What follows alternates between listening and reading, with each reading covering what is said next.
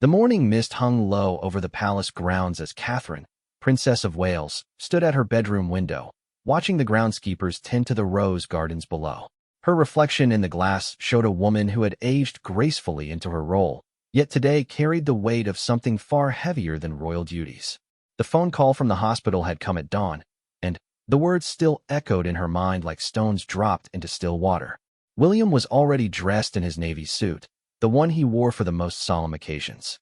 He moved through their private quarters with the measured pace of a man who had learned to carry grief in public, his jaw set in that familiar way that told Kate he was preparing himself for what lay ahead. They had been through this dance before, but never like this. Never when the stakes felt so personal, so final. The breakfast tray sat untouched on the table between them. Kate's fingers traced the rim of her teacup, noting how the morning light caught the delicate pattern of roses painted along its edge.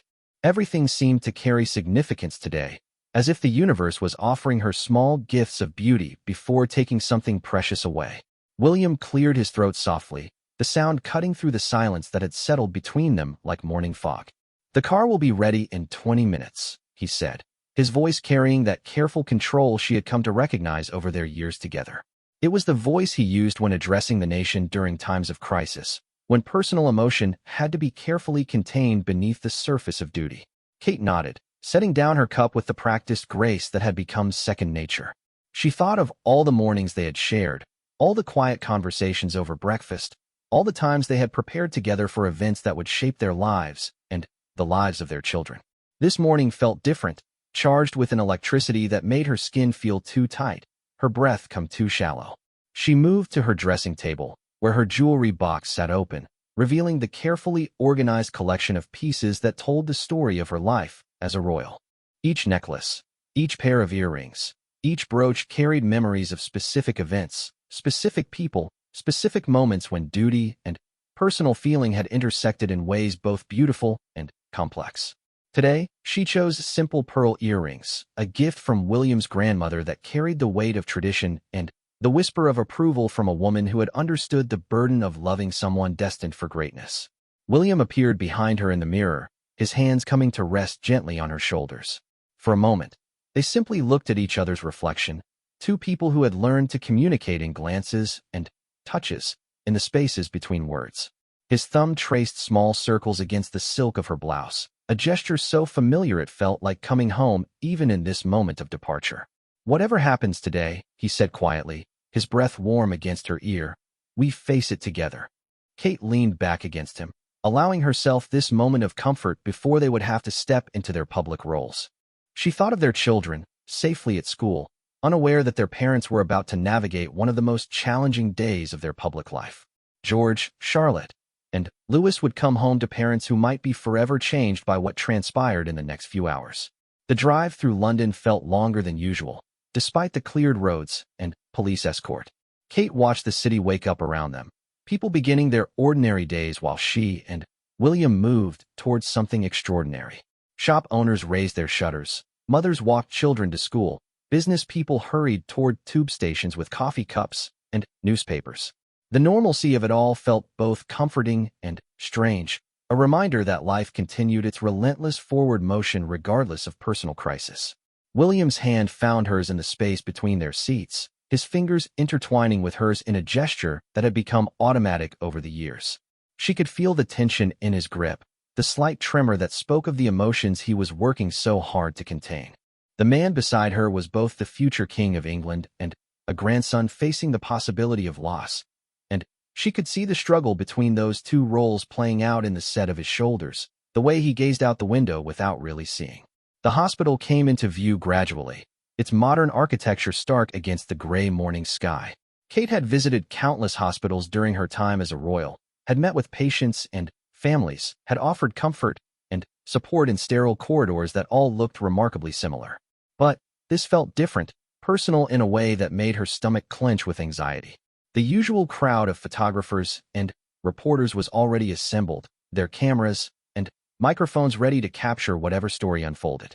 As their car pulled through the hospital gates, Kate caught sight of the other vehicles already parked in the designated area. Family members had been gathering since early morning, each arrival documented by the waiting media. The sight of familiar cars told her that they were among the last to arrive, that whatever they were walking into had already begun without them. William squeezed her hand once more before releasing it, both of them understanding that the moment they stepped out of the car, they would belong to the public again. Their private grief, their personal fears, their shared worry would all have to be carefully managed beneath the surface of their royal composure. Kate checked her reflection in the small mirror of her compact, ensuring that her makeup was perfect, that her hair lay smoothly, that nothing in her appearance would distract from whatever message they needed to convey. The hospital corridor stretched before them, polished floors reflecting the fluorescent lights overhead. Their footsteps echoed despite their attempts to walk quietly, each sound seeming amplified in the hushed atmosphere. Nurses and doctors moved past them with respectful nods, their faces carefully neutral in the way that healthcare professionals learned when dealing with both medical crisis and public scrutiny.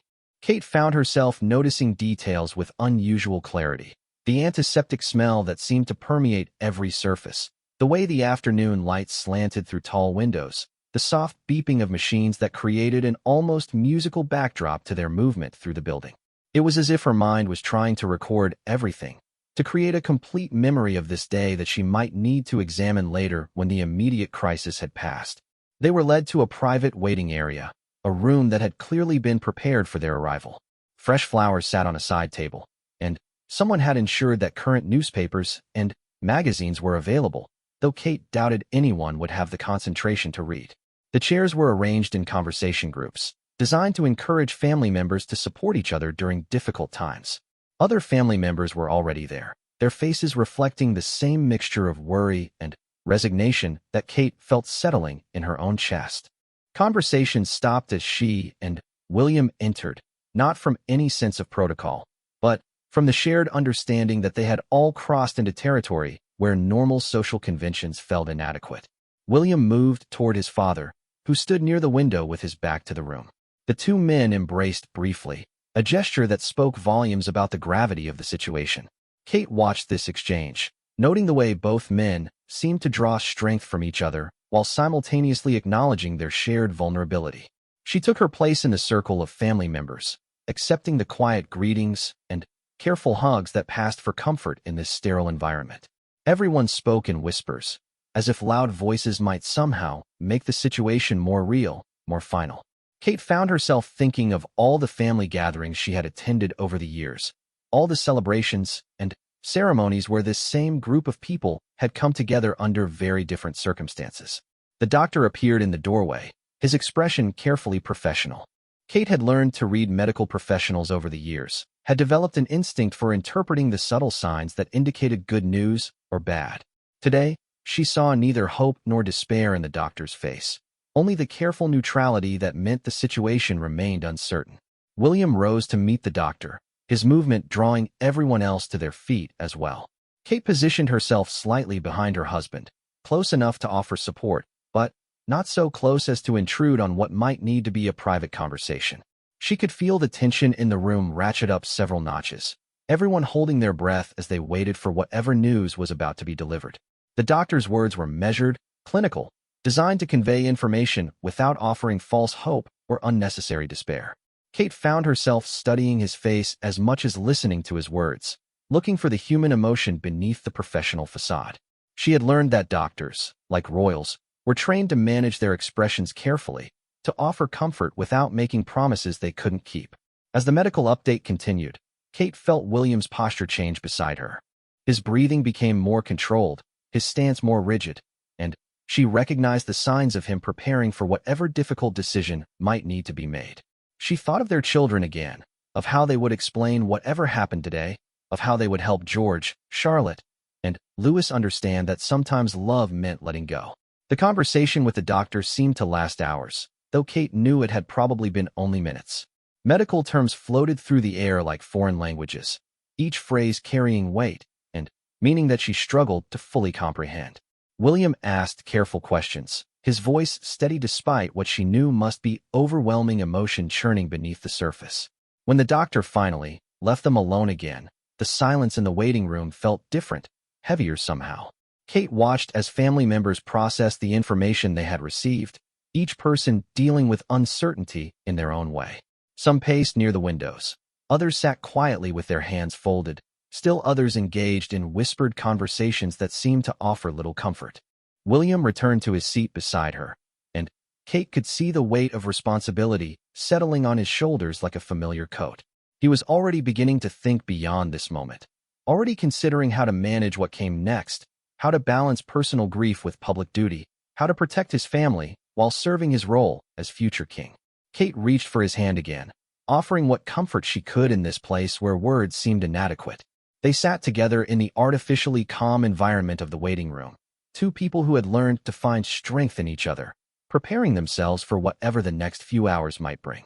Around them, the hospital continued its relentless rhythm of care and crisis, but, for now, they existed in this small bubble of suspended time, holding on to each other and waiting for the future to unfold. The afternoon stretched endlessly before them, measured not in hours but in heartbeats, in the rhythm of breathing that seemed too loud in the hushed atmosphere of the hospital wing.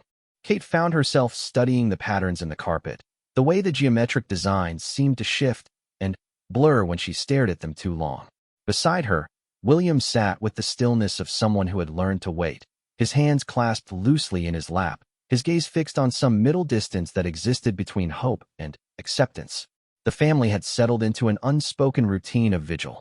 Conversations rose and fell in gentle waves, never quite reaching normal volume, as if everyone understood that they were in a sacred space where ordinary rules of social interaction had been temporarily suspended. Kate watched the interplay of personalities around her, noting how crisis had a way of stripping people down to their essential selves, revealing both strength and vulnerability in equal measure. A young nurse appeared periodically, offering tea and sandwiches that no one really wanted but everyone accepted out of politeness.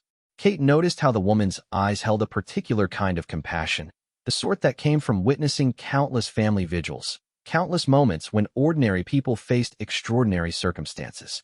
There was something comforting about being in the presence of someone who understood that sometimes the most important thing was simply being present, simply offering the quiet dignity of shared waiting.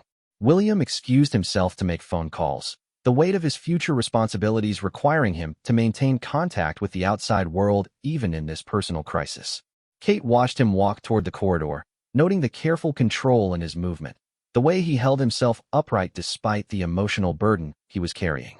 She knew he was calling their children's school, ensuring that George, Charlotte, and Louis were being looked after, that their routines remained undisturbed while their parents navigated this uncertain territory. When he returned, his face carried the particular exhaustion that came from managing emotions while conducting necessary business. Kate could see that he had been forced to make decisions about the coming days, about public appearances that might need to be canceled, about official duties that would have to be postponed or reassigned. The machinery of royal life continued to turn even when personal life hung in the balance, and she knew he felt the weight of that responsibility acutely. "The children are fine," he said quietly as he settled back into his chair beside her. "Their teachers understand the situation. They'll be kept occupied with normal activities until we know more." Kate nodded, grateful for his thoughtfulness, but also aware that their family's private crisis was already becoming public knowledge. Soon, if not already, news outlets would be reporting on their presence at the hospital, speculating about the nature of the medical emergency, analyzing every photograph taken of their arrival. The children would inevitably hear whispered conversations among their classmates, would sense the heightened attention from their protection officers, would know that something significant was happening even if the details remained carefully shielded from them. The late afternoon light slanted through the tall windows, casting long shadows across the waiting room floor. Kate found herself thinking about all the other families who had sat in similar rooms, waiting for similar news, facing similar uncertainty.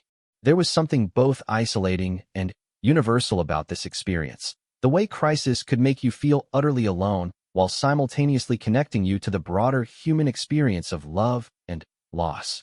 She thought about her own children, about the conversations she and William would eventually need to have with them about mortality, about the way love could be both the source of our greatest joy and our deepest vulnerability. George, at his age, was beginning to understand that his life would be different from his classmates, that his family carried responsibilities and privileges that came with unique costs.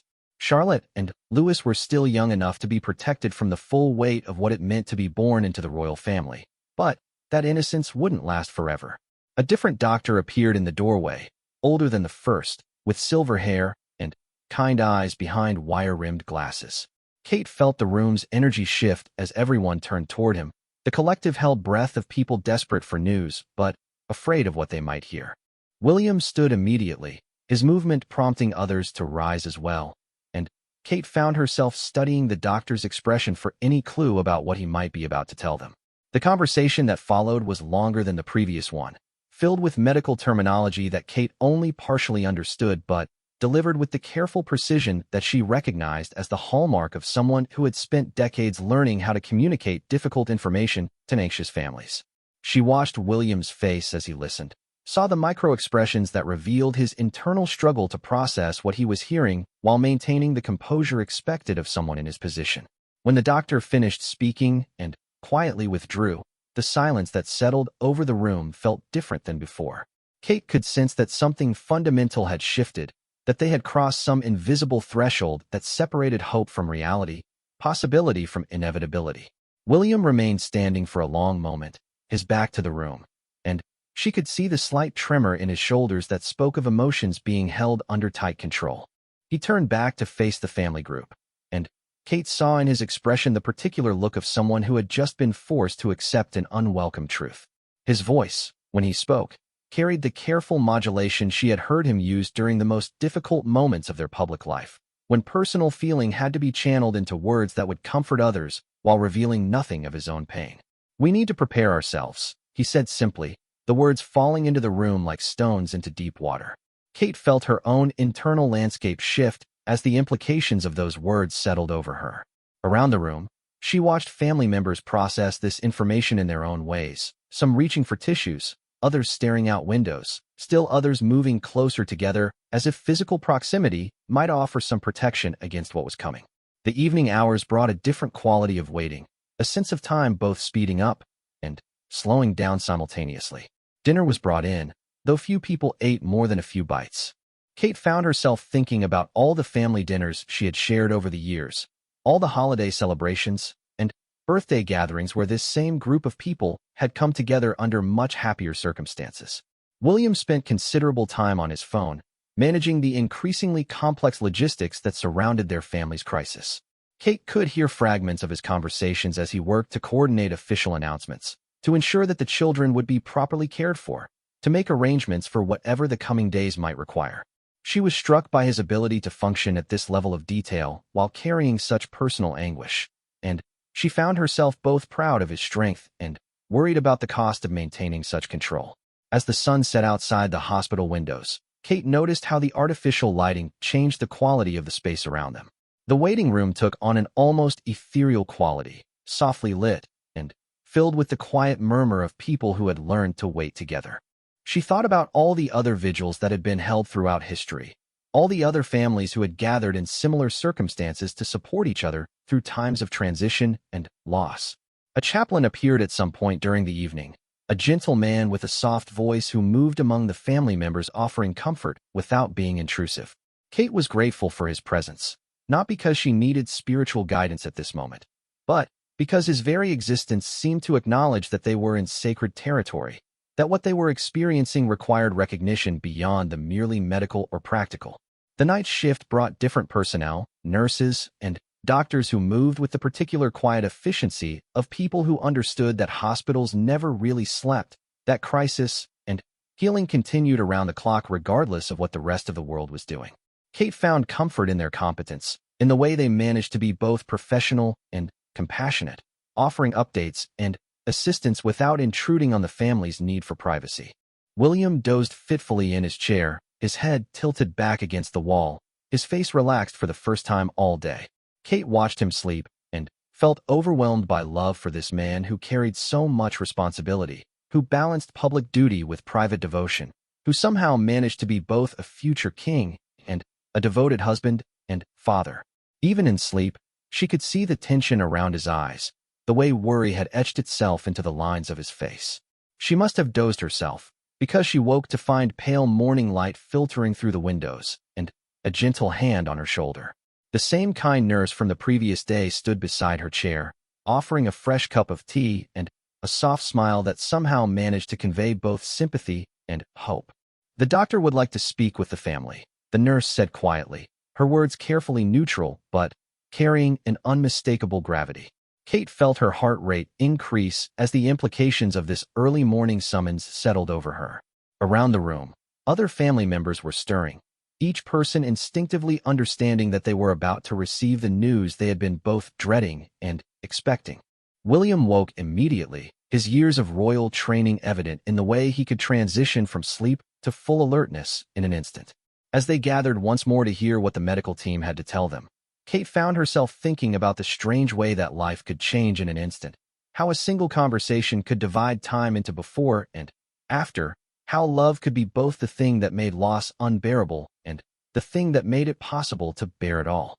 She reached for William's hand as the doctor appeared in the doorway, knowing that whatever they were about to hear, they would face it together, just as they had promised each other so many years ago. The doctor's words seemed to float in the air above them, each syllable carrying a weight that pressed down on Kate's chest until she found it difficult to breathe normally. She watched William's profile as he listened, noting the way his jaw tightened almost imperceptibly, the slight narrowing of his eyes that she had learned to recognize as his mechanism for maintaining control when the world shifted beneath his feet. Around them, the family absorbed the news in their individual ways. Some wept quietly, others sat in stunned silence. Still others moved closer together as if physical contact might somehow soften the impact of what they had just been told. Kate found herself oddly focused on details that seemed irrelevant. The pattern of light and shadow on the wall opposite her chair, the way someone's watch was ticking just loudly enough to be noticeable, the faint scent of disinfectant that seemed to permeate everything in this place. When the doctor finished speaking and departed with his careful, measured steps, the silence that settled over the room felt different from any they had shared before. It was the silence of people who had just crossed a threshold, who had moved from the realm of hope and possibility into the territory of acceptance and preparation. Kate felt the shift in her own body, the way her muscles seemed to settle into a different configuration, as if her physical self was adapting to accommodate this new reality. William stood slowly, his movement drawing everyone's attention without him needing to speak. Kate could see that he was already beginning to think beyond this moment, already starting to consider what would need to happen next, how to manage the complex intersection of personal grief and public responsibility that defined their lives. He excused himself to make more phone calls, and Kate knew he was beginning the delicate process of coordinating official responses, ensuring that their children were properly protected, managing the inevitable media attention that would surround whatever came next. When he returned, his face carried the particular exhaustion that came from having difficult conversations while maintaining composure. Kate could see that he had been forced to make decisions about the immediate future, about how to balance their family's need for privacy with the public's right to information, about how to protect their children while fulfilling their duties to the institution they served. "The children will be brought here this afternoon," he said quietly, settling back into his chair beside her. "They need to understand what's happening before they hear it from someone else." Kate nodded, feeling her heart constrict at the thought of having this conversation with George, Charlotte, and Louis. She thought about their faces, their innocence, the way they still believed that their parents could fix anything, could protect them from any harm. Today would mark the beginning of their understanding that some things were beyond anyone's control, that love sometimes meant accepting loss rather than preventing it. The morning hours brought a steady stream of visitors, each arrival carefully managed by hospital staff who understood the delicate balance between family need and security requirements. Kate watched these interactions with the detached fascination that sometimes accompanied extreme emotional situations, noting how people behaved when confronted with crisis, how they offered comfort, how they struggled to find appropriate words for circumstances that seemed to exist beyond normal language. She found herself thinking about all the other royal families throughout history who had faced similar moments, who had navigated the treacherous waters where personal loss intersected with public duty. There was something both comforting and overwhelming about being part of such a long tradition, about knowing that others had walked this path before, while simultaneously feeling utterly unique in your particular experience of grief. William's phone buzzed constantly, requiring him to step away regularly to manage the increasingly complex logistics surrounding their situation. Kate could hear fragments of his conversations as he worked to coordinate everything from security arrangements to official statements, from scheduling decisions to protocols that would need to be followed in the coming days. She was struck again by his ability to function at such a detailed level while carrying such emotional weight, and she found herself both admiring his strength and worrying about its sustainability. The lunch hour brought a brief lull in the activity, a moment when the waiting room felt almost peaceful despite the circumstances. Kate used this quiet time to gather herself, to prepare mentally for the conversation she and William would soon need to have with their children. She thought about how to explain concepts like mortality and legacy to young minds, how to offer comfort while being honest, how to help them understand that sadness could coexist with love, that endings could be meaningful even when they were painful. When the children arrived in the early afternoon, escorted by their protection officers and accompanied by their nanny, Kate felt her heart both lift and break simultaneously. George entered the room with the careful composure he was learning befitted his position, but she could see the uncertainty in his eyes, the way he looked to his parents for reassurance about this unusual situation. Charlotte and Louis appeared more openly curious than worried, not yet old enough to fully understand the gravity of what had brought them all together in this sterile environment. William gathered the three of them in a small conference room adjacent to the main waiting area, a space that had been prepared for family conversations. Kate watched through the glass partition as he knelt down to their eye level, his hands gentle on their shoulders as he began to explain what was happening. She could see the moment when understanding dawned on each child's face, the way their expressions shifted from curiosity to confusion to the beginning of comprehension. George, being the oldest, seemed to grasp the implications first. Kate watched as her son's posture changed, his shoulders straightening in a way that reminded her heartbreakingly of his father. Even at his young age, he was already beginning to understand that his position would require him to carry certain burdens differently than other children, that he would need to be strong not just for himself, but as an example for others. Charlotte's reaction was more emotional, tears appearing in her eyes as she processed what her father was telling her. Kate felt her own eyes fill in response, struck by her daughter's pure, uncomplicated grief, the way she could experience sadness without the complex layers of duty and protocol that shaped adult responses to crisis. Louis, being the youngest, seemed to understand that something significant was happening without fully grasping its permanence. Kate watched as he moved closer to his father, seeking the comfort of physical contact while his young mind worked to process information that was beyond his developmental capacity to fully comprehend. When the family conversation concluded, the children rejoined the larger group in the main waiting area. Kate was struck by how their presence changed the quality of the space, bringing a different kind of energy that was both hopeful and heartbreaking. She watched the other family members interact with George, Charlotte, and Louis, noting how everyone seemed to find comfort in these young lives, in their reminder that the future continued regardless of present loss. The afternoon brought another medical consultation, this one focused on practical matters rather than hope for recovery. Kate found herself listening to discussions about timing and arrangements, about decisions that would need to be made in the coming hours. The clinical nature of these conversations felt surreal, this reduction of profound emotional experience to logistics and scheduling. William asked careful questions, his voice steady despite the circumstances. Kate could see that he was already thinking ahead to the public aspects of what was coming, already considering how to manage the complex intersection of private grief and public interest that would inevitably follow. She thought about all the other families who had faced similar losses without the added complexity of public scrutiny, and felt a mixture of gratitude for their privileged position and resentment for the way it complicated even the most intimate moments. As the evening approached, Kate noticed changes in the hospital's atmosphere. Staff moved with a different quality of attention, and she sensed that word had spread throughout the building about the significance of what was unfolding. She thought about all the other patients and families in the hospital, all the other dramas of healing and loss playing out in rooms throughout the building, and felt both connected to and isolated from this broader community of human experience. The children were eventually taken back to school by their nanny, though Kate could see the reluctance in their faces as they prepared to leave. She knew they would return the next day, that this would likely become their new routine until whatever was coming finally arrived. The thought of her children having to navigate the coming days filled her with protective instinct, a desire to shield them from pain that she knew was both natural and impossible to fulfill.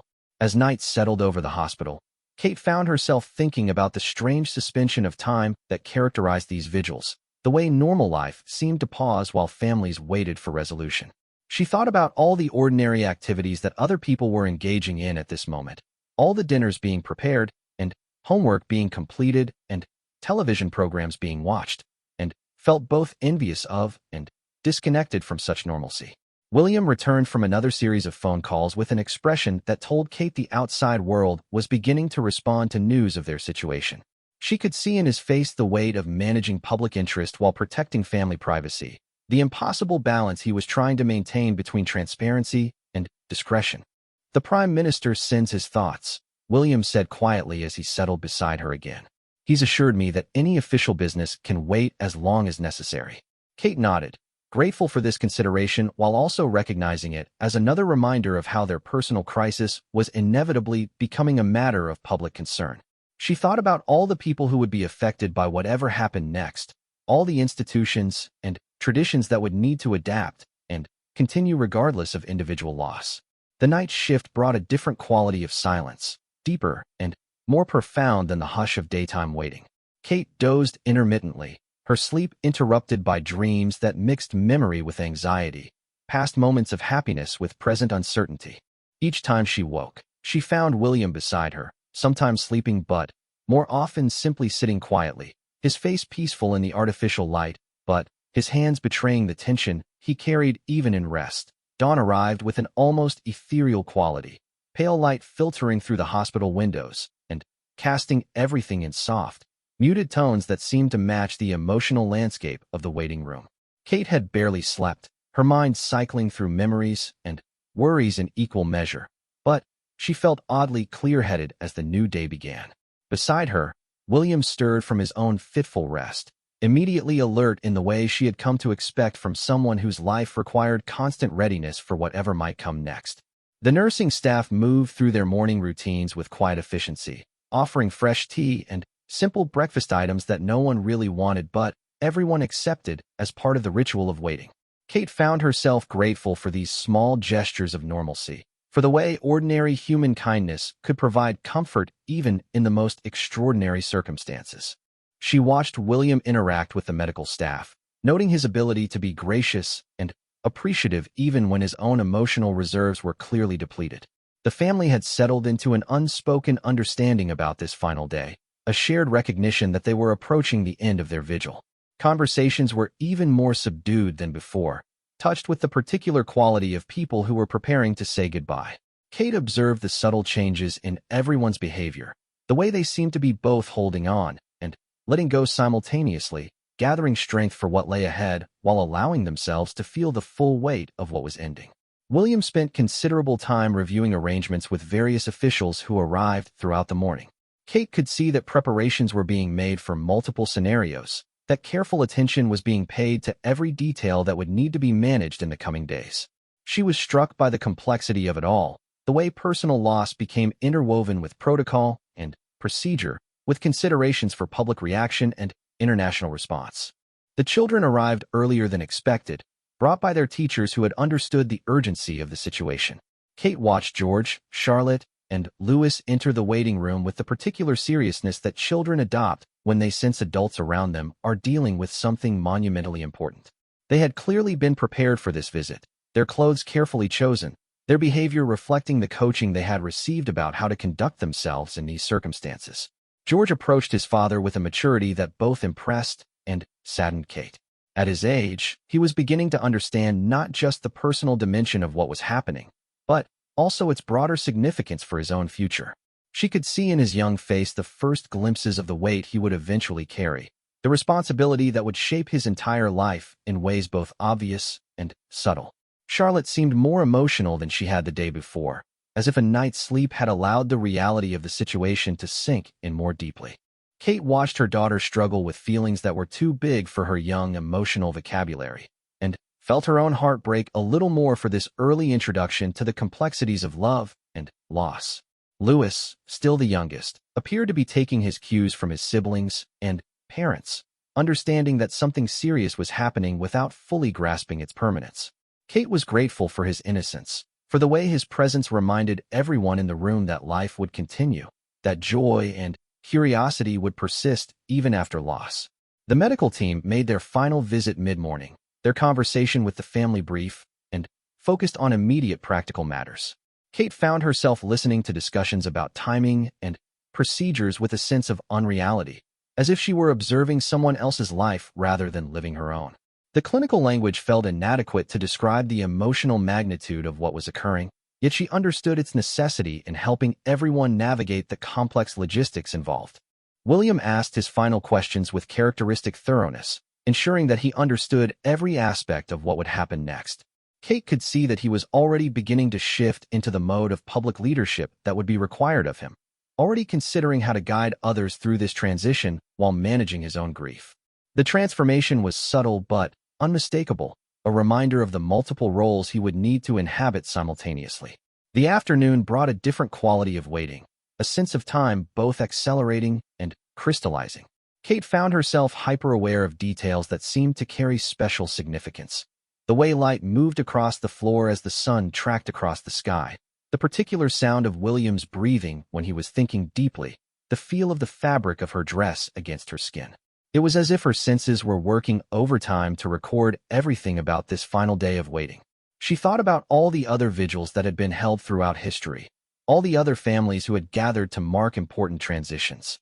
There was something both ancient and immediate about what they were experiencing, a connection to the most fundamental human experiences of love and loss that transcended their particular circumstances. The waiting room had become a sacred space, separate from the ordinary world and governed by different rules of time and meaning. William's phone buzzed less frequently now, most of the necessary arrangements having been made, most of the key people having been informed and prepared.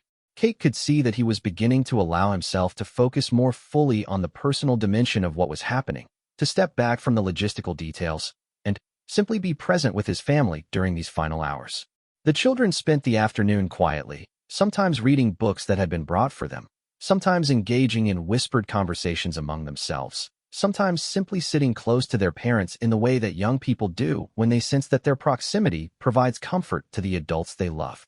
Kate was struck by their intuitive understanding of what was needed, their ability to be both present and unobtrusive during such a difficult time.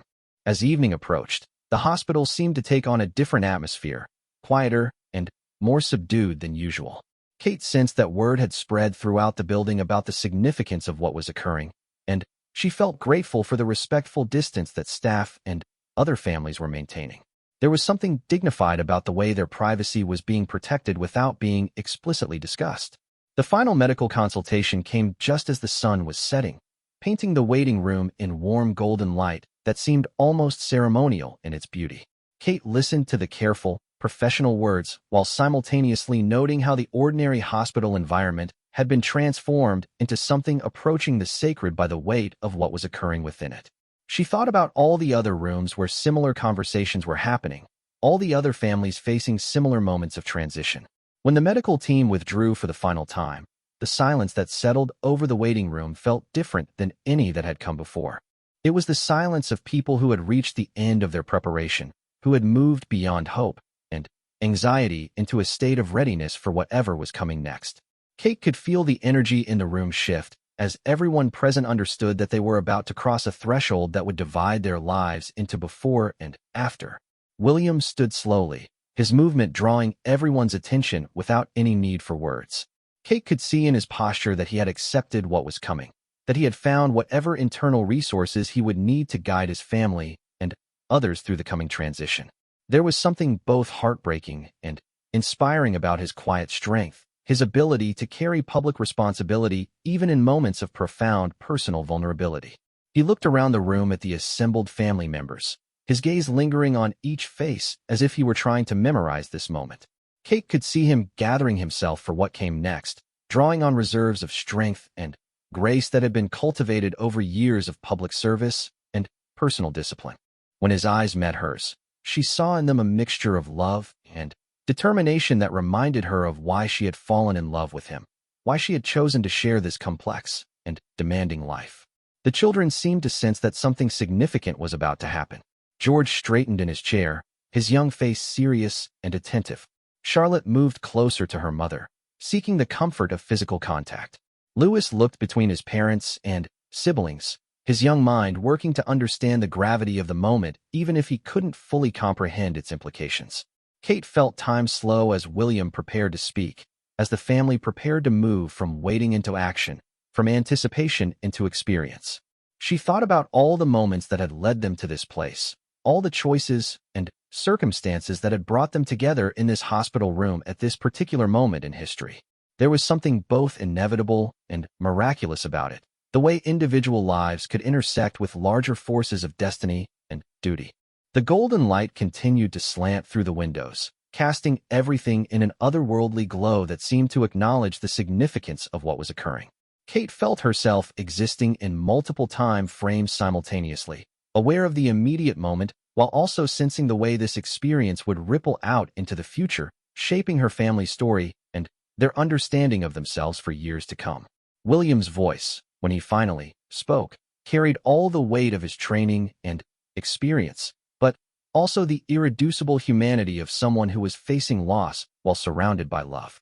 His words would mark the beginning of their final journey together as a complete family, the start of their transition into whatever came next.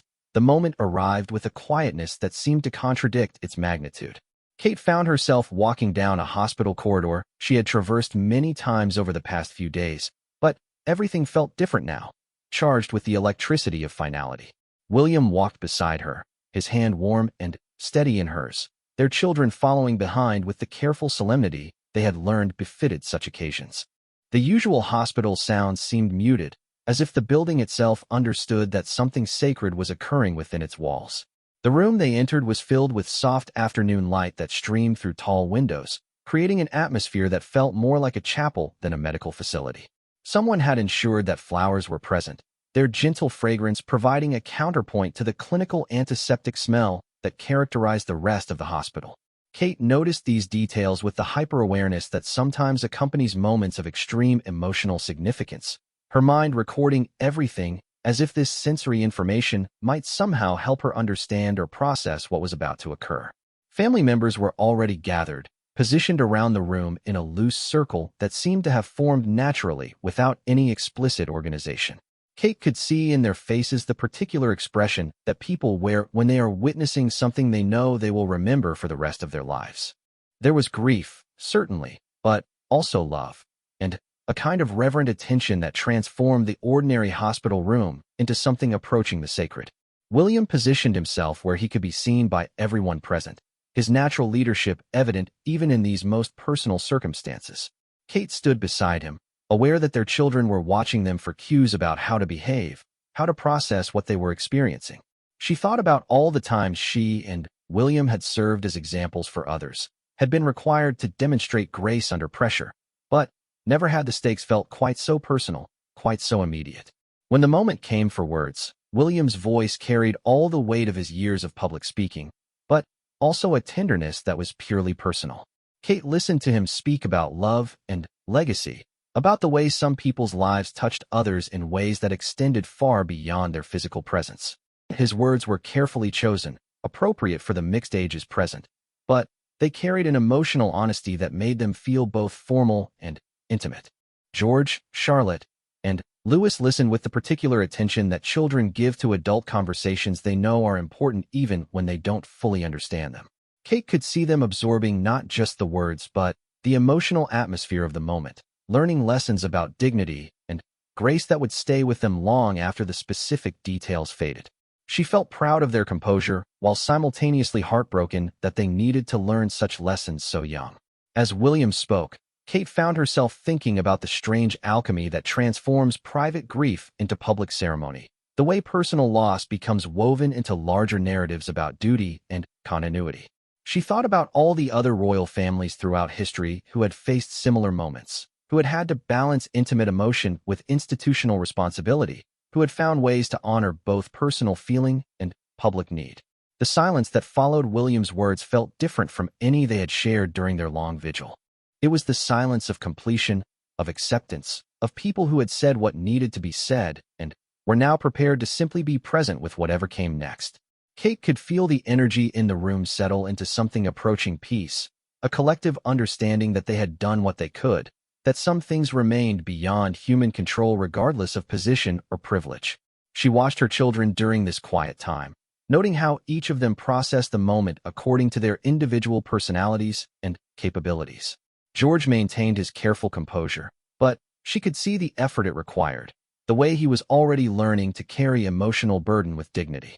Charlotte allowed herself to cry quietly, her tears falling without shame or self-consciousness.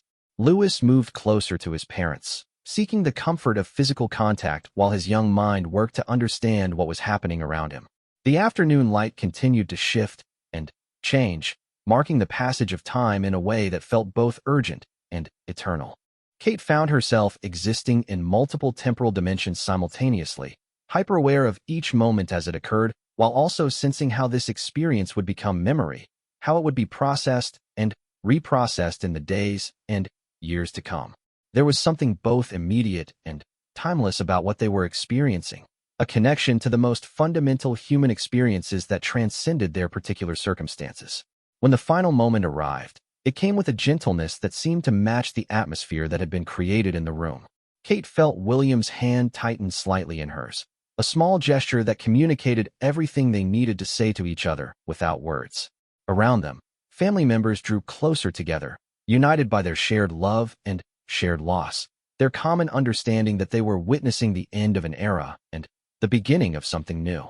The silence that followed was the deepest any of them had ever experienced, a quiet so profound it seemed to exist beyond sound, beyond the ordinary mechanisms of human communication. Kate could feel her heartbeat in her chest, could sense the breathing of everyone present, could almost hear the way grief and love were mixing together in each person's internal emotional landscape. It was the silence of people who had run out of words, who had moved beyond language into the territory of pure feeling. In that silence, Kate became aware of something she hadn't expected, a sense of completion that existed alongside the loss, a recognition that some stories end not with tragedy, but with a kind of fulfillment that encompasses both joy and sorrow. She thought about all the love that had been shared over the years, all the memories that had been created, all the ways that a single life could ripple out into other lives and continue to influence them long after physical presence had ended.